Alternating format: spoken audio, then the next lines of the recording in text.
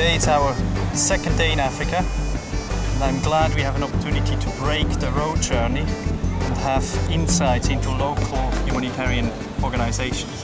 The first project is a shelter for single women with pregnancies. Most of them come from poor families and got sexually abused whilst they were doing domestic jobs. In the context of the Islamic culture in Morocco, these women are at risk to be rejected or even killed by their own family members. Si nous avons ouvert ce centre, c'est parce que nous ne voulons pas qu'il y ait des accidents et des déchirements de famille. This 17-year-old girl walked into the center during our visit. She is still at school, but is 3 months pregnant. Personne n'est au courant qu'elle est enceinte dans la famille. Il n'y a que sa tante, sa mère et elle. Mais si le père sait que sa fille est enceinte, il va divorcer la maman, il va la battre, il va peut-être la tuer, il va je ne sais pas quoi. The mother and the aunt, are they not afraid that that there'll be repercussions on them because they're keeping this secret? Le secret ne va pas se dévoiler. Mais là, si les gens savent qu'elle est enceinte, c'est fini, plus personne ne veut d'elle.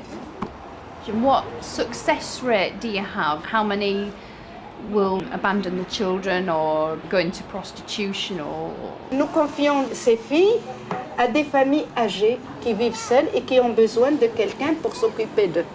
Ils prennent la mère et l'enfant, et la maman, elle travaille, elle gagne son vie, elle mange, elle est nourrie, elle est logée, elle a son enfant avec elle, elle s'occupe de la famille. Et ça, c'est très bien. Despite the positive work in this shelter, the experience triggers painful memories for Rebecca. I started doubting everybody in my life when I was 6 years old. When I first found drugs in my mum's house. And the first few times I saw my mum taking drugs. When she'd take me to her dealers' houses and tell me to keep watching the TV because I wasn't allowed to see what she was doing. She never really kept it a secret. She just, just said, don't look. Then obviously you're a kid and you turn your head or something and you see things that you don't want to. And then because of the drugs, she, obviously she gave me away practically, and she gave my sister up and my younger brother.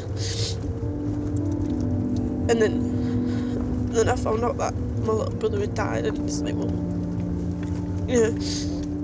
is it the people's fault who my mum trusted my brother with, or I don't know.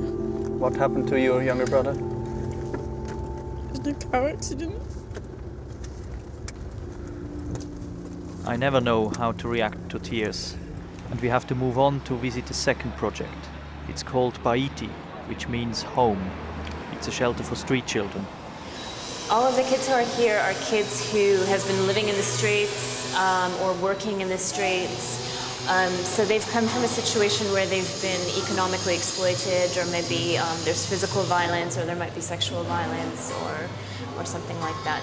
We've heard sort of stories of a lot of young kids, girls particularly, maybe actually being sort of given or even sold by their parents. It's almost like a form of, sort of putting kids into sort of modern day slavery, sort of handing them, poorer families. Is that right? Is that happening around here? Yeah, absolutely. This is the petite fille bonne phenomenon which exists here. There are thousands of girls who are involved in that kind of work in Casablanca. And what sort of age are they Again, drawn most of the into kids. Well, some of them are as young as about 5 or 6 years old. Their lives are pretty difficult.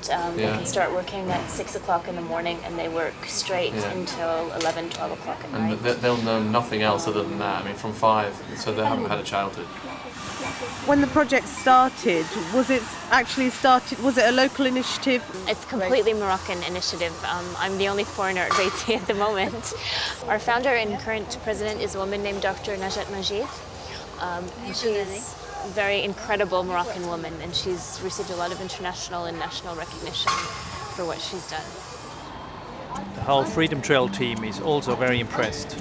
Yesterday kind of made it all seem what the trip was about for me. We actually saw, what what some of the issues are, what we're trying to discover on this trip, you know, finding out about issues of modern day slavery.